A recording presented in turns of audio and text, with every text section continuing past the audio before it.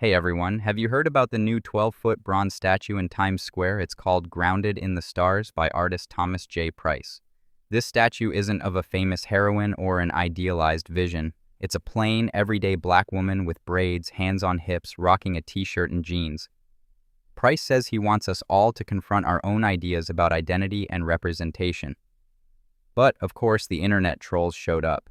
Right-wing provocateurs called it just a DEI project, and even mocked her weight and hair. Their hateful comments say more about their biases than about the art itself. Public art like this challenges who we celebrate and whose stories we tell. When we react with anger instead of curiosity, it reveals our own blind spots. So here's my question. What do you think? Is this statue a powerful statement or pointless provocation?